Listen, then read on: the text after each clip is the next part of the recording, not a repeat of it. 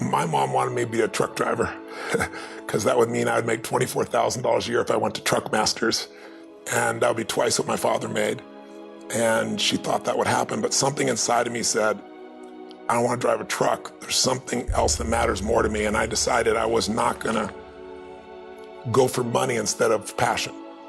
And the rewards have been pretty amazingly better than being a truck driver. It's not bad being a truck driver, it's just not what I was after.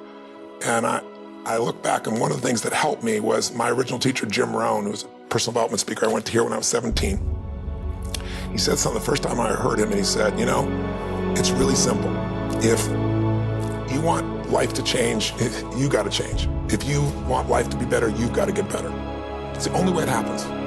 And luck will show up for people and it'll leave them. But if you're constantly improving who you are and what you give, game over. When people ask me, what does it take to be happy? I always tell them one word: progress. Progress equals happiness. Even if you're not where you want to be yet, if you're on the road, if you're improving, if you're making progress, you're gonna love it. You're gonna feel alive. On the other hand, it doesn't matter how successful you are, if you stop growing, you start dying inside. I've always had this belief: if you want to be successful at anything in life, never leave the sight of setting a goal without doing something that commits you to fulfillment. If you get, like, you're in state, right, when you do something. While you're in state, that's the time to commit yourself to something that makes you follow through. So I'd call somebody up, I'd schedule something, I'd lock in the next meeting, I'd sign up for the class, I'd enroll the guy who was gonna mentor me, I'd set the meeting with a mastermind of people I met. I did something so that whatever I committed to, there was something when I went home that would pull me there. It's structure. This could be the greatest time you ever live if you control what you focus on, if you find a more empowering meaning, and if you decide to model the actions of those who succeeded before you. It can be the best financial time, the best emotional time, the best spiritual time of your life, but you better take control of your state. And if you think you're gonna do it just by today, you're wrong. You're gonna need to get yourself some rituals. Right now, every one of you in this room is controlled by your rituals. I don't just mean this one, I mean every morning you get up. I know your body, I can look at your body right now, and I can guess your rituals. Some of you, your rituals to work out 5 times a week, I can see it clearly. 4 to 6 times a week, it's obvious. Because you couldn't look like that if you didn't do that. Some form of workout, I don't care if it's walking, lifting, whatever. Some of you, it's obvious that lifting weights is part of it. You can see by that man's muscles. I know what his rituals are, because your life comes from your rituals. If you don't develop the ritual, you're kidding yourself. How many agree with me on this? Raise your hand and say, I. And there are rituals that put you in state, and there are rituals that take you out of state.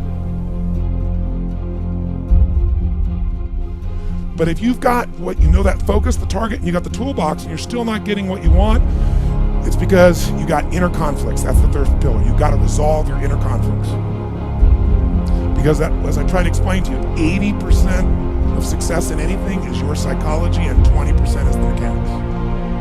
So those inner conflicts are when you take 2 steps forward, you pull 3 steps back, right? When you say, boy, I'm totally committed to this, but you don't follow through. This is my expertise, the why guy part. Why? Why do you keep saying you want this? You have crystal clarity, you have the tools, and you're still not getting it? There's a conflict in you. Align your life with what is most important to you. And then once you are in a position where you're aligned, guess what you'll do? Take action. You won't even have to work at it. When everything's in alignment, there's nothing pulling you away, boom, you go for it. Progress comes when you tell yourself the truth and you're able to feel the uncertainty and take action anyway. The thing that stops us all is fear. It's no surprise.